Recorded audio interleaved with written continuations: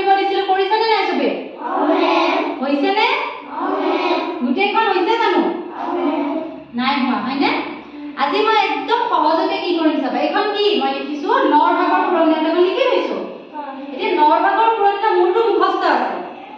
মোৰ লগত তোমালোকে এবাৰ মাতি যোৱা তাৰ পাছত মই একদম সহজতে তোমালোকে কেনেকৈ লিখিব পাৰিবা মই শিকাই দিম হ'বনে 9 এগুণ 9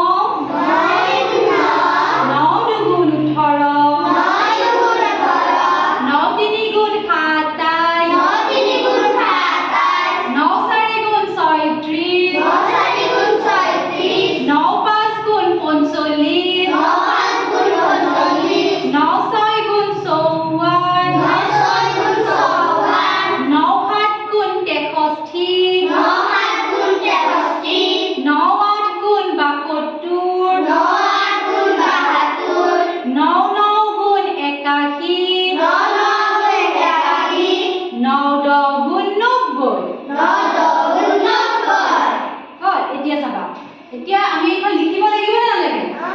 কেনেকৈ লিখিব পাৰিম সহজতে কেনেকৈ মনত থাকে প্ৰথমতে আমি কি লিখিলো এইটো আমি একো লিখা নাই আমি 9 আৰু 2 ইয়াতে আমি লিখিলো 1 2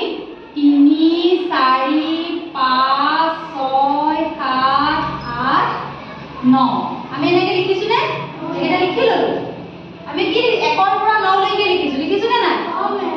এবাৰ আমি কি কৰিম উলুটাকে লিখিম 9 ৰ পৰা লিখিম চাবা ইয়াতে আমি কি লিখিলো 9 9 ৰ পিছত কি আহিব 8 তাৰ পাছত 8 তাৰ পিছত 6 তাৰ পিছত 5 তাৰ পিছত 4 তাৰ পিছত 3 আৰু কা 2 1 0 হল এতিয়া চোৱা 9 এগুণ 9 9 দুগুণ 18 9 3 গুণ 9 4 গুণ 9 5 গুণ 9 6 গুণ 9 7 গুণ 9 8 গুণ 9 9 গুণ 9 10 গুণ গম পালা নে প্ৰথমতে আমি কি লিখিলো 1 ৰ পৰা 1 2 3 4 5 6 7 8 9 লৈকে লিখি ললো তাৰ পিছত আমি কি কৰিছো উলুটাকে লিখি আহিছো 9 8 7 6 5 4 3 2 1 0 এতিয়া যদি তোমালোক 9 ভাগৰ পুৰণিয়াটা লিখিব দিয়ে এনেকুৱাকৈ তোমালোকে খুব সোনকালে লিখিব পাৰিবা নে নোৱাৰা